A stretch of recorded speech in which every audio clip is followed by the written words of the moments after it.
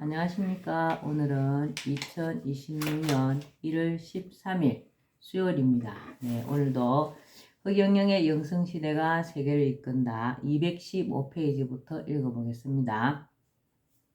오늘은 기독교네요. 예수 그리스도가 창시한 기독교는 당시 이스라엘을 지배하던 예수 사후 로마 제국에 전파되어 로마의 국교가 되었다. 로마 가톨릭이다. 로마 가톨릭은 16세기 종교개혁으로 구교와 신교로 나누어졌다. 구교는 가톨릭 천주교, 신교는 개신교. 기독교는 유대교의 행식주의, 율법주의와 선민사상에 반대하여 유대인들의 반감을 샀다. 예수 그리스도를 유일신의 독생자로서 구세주로 믿는다. 성부, 성자, 성신이 하나라는 삼위일체 사상이 있고 사랑을 중시한다. 중도의 불교, 중용의 유교에 비추어 기독교는 중립사상이다. 개신교의 요체는 묵상친일, 천주교의 요체는 천주모일이다. 기독교의 주요 가르침으로 구성령, 팔락, 팔복, 팔사 등이 있다.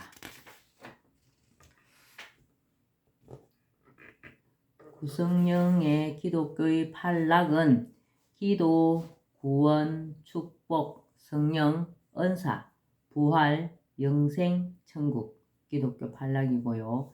기독교 팔복은 영빈천국, 애통, 위로, 온유, 지역, 의갈, 다식, 긍휼, 긍휼, 심결, 천견, 화평, 천자, 의핍, 천국. 기독교의 팔사는 불신, 공포, 우상, 주술, 음행, 흉악, 허위, 살인이고요. 구성령은 사랑, 희락, 화평, 인내, 자비, 온유, 양선, 절제, 중성입니다. 그런데 기독교 성경은 예언서이기도 하다. 요한복음 16장 7절에 보면 내가 너희에게 실상을 말하노니 내가 떠나가는 것이 너희에게 유익이라.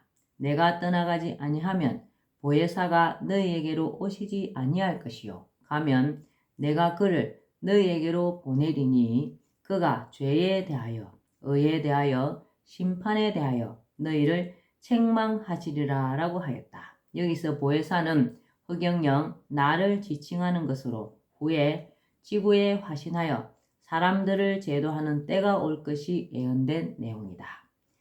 누가복음 12장 31절 32절에 보면 모든 죄와 해방은 사하심을 얻되 누구든지 성령, 보혜사, 허경영을 해방하는 자는 사하심을 영원히 얻지 못하고 라고 하여 예수에게 행한 자는 사함을 받을 수 있으나 보혜사, 허경영을 해방하는 죄는 용서받지 못할 것임을 예고하였다.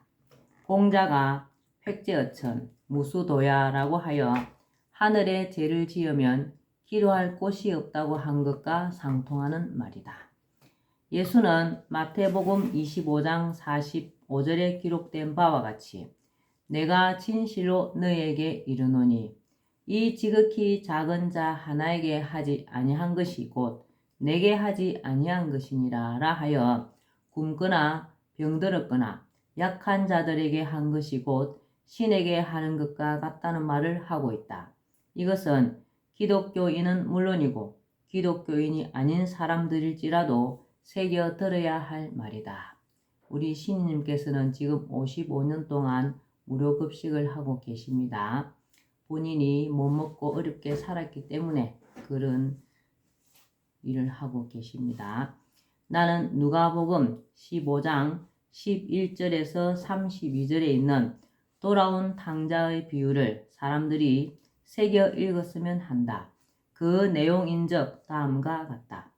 두 아들 중 둘째가 아버지의 재산을 나누어 받아 먼 나라에 가서 허랑방탕하게 재산을 탕진하고 굶어 죽을 지경이 되자 마침내 회개하고 아버지의 품꾼이 되려 아버지에게 돌아오니 아버지가 송아지를 잡고 잔치를 벌이며 반긴다. 그런데 여기에 대해서 항상 아버지와 같이 있으면서 성실히 일했던 맏아들이 불만을 품는다. 이에 아버지는 너는 항상 나와 함께 있으니 내 것이 다 네 것이로되 네 동생은 죽었다가 살아났으며 내가 잃었다가 얻었기로 우리가 즐거워하고 기뻐하는 것이 마땅하다라고 한다. 하늘은 인간이 한때 죄를 지었어도 그것을 회개하고 겸손한 자를 기뻐하시지 자신은 늘 잘하고 있다고 여기고 타인에 대해 오만한 태도를 갖는 것을 기뻐하지 않음을 가르치는 내용이다. 사실 살인보다도 더 큰 죄가 오만이다. 누구든 사람은 겸손하여야 한다. 기독교는 철저히 신에 의해 구원받을 수 있다는 타력신앙으로 스스로 수행을 통해 깨달음을 얻고 해탈의 경지에 가려는 불교와 반대된다. 기독교의 가르침과 일찍이 선교사들이 우리나라에 와서 행했던 선행과 희생, 봉사는 거룩한 행동이었다. 지금도 기독교가 사회에 많은 헌신과 봉사를 하고 있다. 그렇지만 한편으로 한국 기독교의 배타성은 시정되어야 할 것이다. 일부에서 보여주고 있는 내 종교만 진리며 최고라고 생각은 버려야 할 것이다. 타 종교도 존중하고 인정해주는 자세를 가져야 한다. 네, 맞습니다. 타 종교도 인정해줘야 됩니다.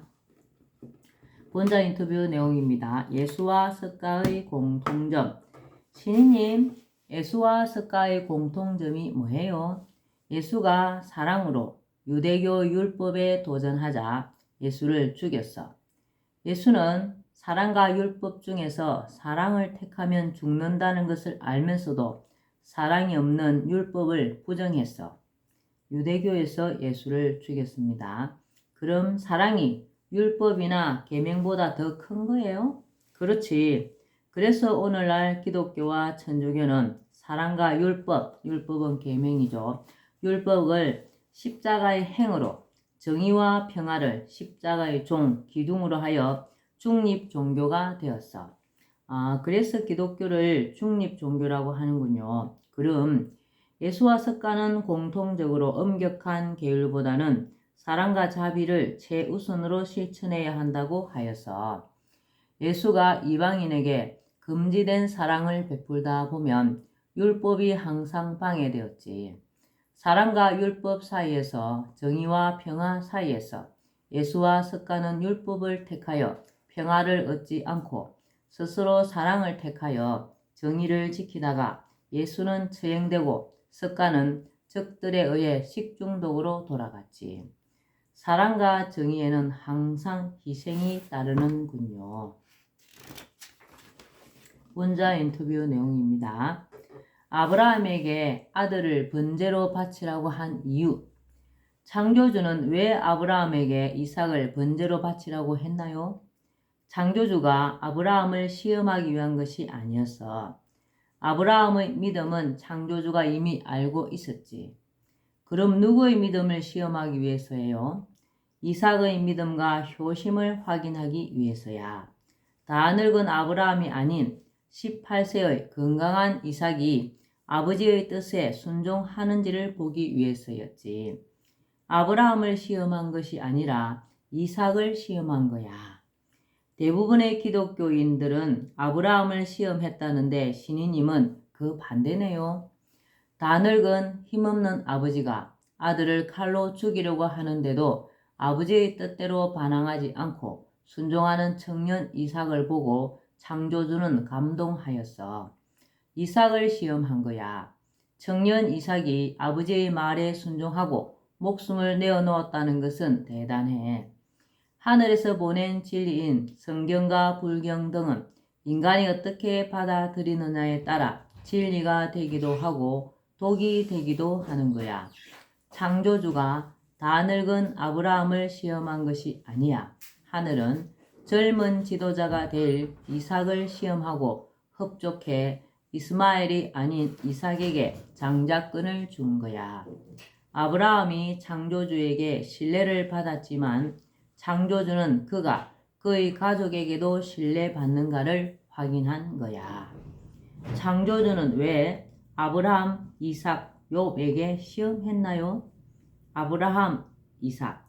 늙은 118살의 아브라함보다는 18세의 이삭의 믿음을 시험한 거야. 창조주가 인간에게 자유의지를 주었기에 시험이 있는 거지. 욥의 신앙은 율법적이었기에 불신자들에게 정죄하는 교만의 죄를 수없이 범했던 거야. 이러한 욥을 깨우치고 단련하기 위해 시험했지. 유교입니다. 유교의 요체는 중용을 잡아 하나로 깬다는 의미의 집중관일이다. 중용과 인을 중시하는 유교는 종교라기보다는 학문에 가깝다. 유교의 경전은 논어, 맹자, 대학, 중용의 사서와 시경, 서경, 주엽, 춘추, 예기의 오경 등이다. 나는 초등학교 때 서당에서 이 경전들을 배워 완전히 통달했다. 유교에서 말하는 사당과 사덕은 우리가 일상생활에서 지켜야 할 중요한 덕목이다. 사단에는 척은지심, 인지단, 척은이 여기는 마음은 의짐의 시작이다. 수호지심, 의지단, 자신의 허물과 남의 잘못을 부끄러워하고 미워하는 마음은 의로움의 시작이다. 사양지심, 예지단, 사양하는 마음은 예의 시작이다. 와 시비지심, 지지단, 자신의 옳고 그름을 가리는 마음은 지혜로움의 시작이다가 있다. 사덕은 인의 예지이다. 경물, 치지, 성의, 정심, 수신, 재가, 치국, 평천하라고 하는 대학의 8조목은 세계 통일의 기초로 삼을 만한 덕목이다. 유교에서 강조하는 충, 효, 예는 사람이 지켜야 할 핵심 덕목이다. 그리고 구사도라는 것이 있다. 구사도는 일상생활을 하면서 인간이 어떻게 해야 할지에 대한 지침이다. 새겨서 응용하고 실천하는 것이 좋다. 시사명, 보는 것은 밝게 긍정적으로 보라. 청사총, 들을 때는 밝게 긍정적으로 들으라. 색사온, 여자에게는 따뜻하게 해라. 행사공, 행동은 공손하게 해라. 은사충, 말은 충성되게 해라. 중심된 말, 중용의 말을 한다. 사사경, 일을 할 때는 하늘을 먼저 생각하라. 의사문, 의문이 생길 때는 물으라. 분사란, 분할 때는 어려움에 처하게 될 것을 생각해라. 덕사이, 이득이 있을 때는 의로운 것인지 생각해라. 그리고 삼강오륜이라는 인간관계에서 갖추고 지켜야 할 덕목이 있는데 좋은 덕목이지만 삼강의 부의부강은 잘못된 것이다. 남편과 아내는 대등한 관계인데 아내를 낮추어 놓는 것은 잘못되었다. 군사부 일체라는 말도 있으니 부의부강 대신 스승은 제자가 어뜸으로 본받아야 할 사람이라는 뜻으로 사위제강을 넣는 것이 차라리 좋을 듯하다. 삼강은 군의신강, 임금은 신하의 어뜸이 되고 부의부강, 남편은 아내의 어뜸이 되고 부의자강, 부모는 자신의 어뜸이 된다. 오륜은 군신유의, 군신 간에는 의리가 있어야 하고 부부유별, 부부 사이에는 구별이 있어야 하고 부자유친, 부모 자식 간에는 친해야 하고 부모유신, 친구 간에는 믿음이 있어야 하고 장유유서, 어른과 어린 사람 사이에는 질서가 있어야 한다. 삼강오륜. 본자 인터뷰 내용입니다. 부부를 부부로, 한문이죠. 부부. 신이님, 부부라는 한문 글자를 왜 바꾸겠다는 거예요? 내가 거제도에 가서 36만 명의 회원을 가진 국내 최대 지역 커뮤니티 카페인 그사모 회장의 결혼식이 주례를 쓸 때도 부부를 지정했었어. 그 제도에서 주례를 쓰셨습니다. 저희들은 그 제도에 살고 있습니다. 그 사모 회원 36만 명이 대부분 그 제도의 삼성 대우조선소의 직원들이라고 하던데요. 내가 주례를 쓸 때 신부가 웃다가 주저앉아 일어서지를 못할 정도로 처음부터 너무 웃게 했는데 하객들이 웃다가 예식이 끝난 일이 있어. 그때 사회자가 내 이름을 20번을 합창케 했었지. 조선소의 노조원들이랑 목소리가 대단했어. 왜 그렇게 웃게 했나요? 부부가 믿는 신이 당신, 집에 있는 신이잖아. 남편의 신은 아내이고 아내의 신은 남편인데 두 사람이 서로 상대방을 신처럼 모셔야 한다는 등 모든 게 넌센스 퀴즈였지. 부부가 믿는 신은 당신이야. 그리고 부부라는 이름이 너무 여자를 비하함으로 한문을 바꾸어야 한다고 했지. 지금의 부인 부자는 여자가 빗자루를 들고 있다는 뜻으로 하늘 위에 있다는 뜻의 부와는 너무 차이가 난다고 했지. 그래서 나는 국가 최고 지도자가 되면 부부할 때 부자를 여자가 가족을 그늘임으로 그늘일 부자로 바꾸어 부부로 바꿀 것이라고 했어.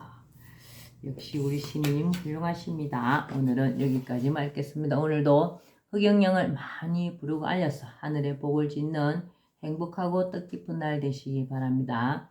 감사합니다. 흑영령, 흑영령, 흑영령.